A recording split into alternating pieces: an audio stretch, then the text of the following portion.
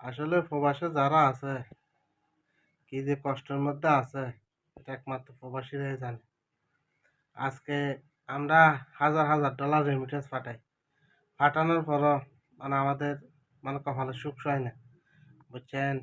আমরা আমাদের সরকারে কোনো এয়ারপোর্টে গেলে কি যে গালাগালি গরুর মতন সরকারে। আপনি দেখেন, এখন ইলেকশন আইছে না, এখন প্রবাসীদেরকে কত দাম দিবে।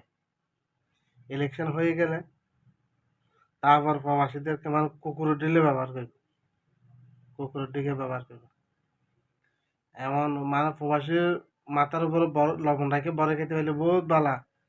আপনি তো বিভিন্ন রুল আপনারা চেনেন, প্রবাসীদের থেকে হাজার হাজার কোটি টাকা তুলে নিয়ে গেছে। প্রবাসীদের এটা করবে ওইটা করবে, আজ পর্যন্ত দেখছেন এতে কিছু করতে পেরেছে?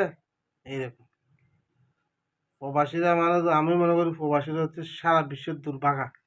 বাংলাদেশের যত প্রবাসী আছে সব হচ্ছে দুর্ভাগা প্রবাসী। আমরা এই একজন এসে কইব ভিআইপি সার্ভিস দিব, হেতার সময় অতিথির রেকর্ড ছাড়িয়ে গেছে টিকিটের দাম। আরেকজন এসে কইব আমরা প্রবাসীদেরকে এই কেহ লোন দিব, দেখে আয়ে দেখবা যে লোনের টাকার দনে লোন নিতে গেলে অমুক লাগবে সমুক লাগবে, চাঁদা লাগবে, এই লাগবে ওই লাগবে, কই টোকেন দিতে কইব, এই দিতে কইব। এই অবস্থা। বিগত আমলে যারা আমরা প্রবাসীরা আছিলাম, লোন হলে গেলে দেখতে দেখতে হাঁটতে হাঁটতে জুতার স্যান্ডেলের জুতা সহ ছিঁড়ে যেত। এই অবস্থা। তো এগুলো কইতেছি প্রবাসীদের দুর্ভাগা। প্রবাসীদের হাজার হাজার রেমিটেন্স ফাটানোর পরেও প্রবাসীদের কোনো সুখ সয় না।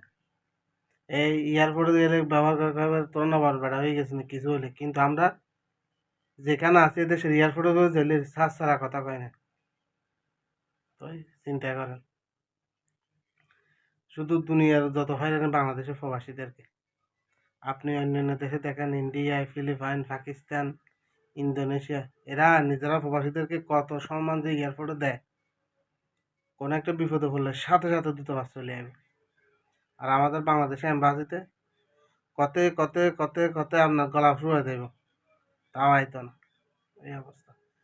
সামান্য মাঝখান দিয়ে পাসপোর্টের জন্য যে অবস্থা হয়েছে দূতাবাসে, ঘুরেতে ঘুরেতে ঘুরেতে ঘুরেতে ঘুরেতে ঘুরেতে এই অবস্থা। আমরা ভুক্তভোগী, আমরা জানি। আজকে আমরা বাঙালি হিসেবে হইলে এটা কইলে আমাদের এখন কইব অমুকের দালাল সমুকের দালাল, এটা কইব।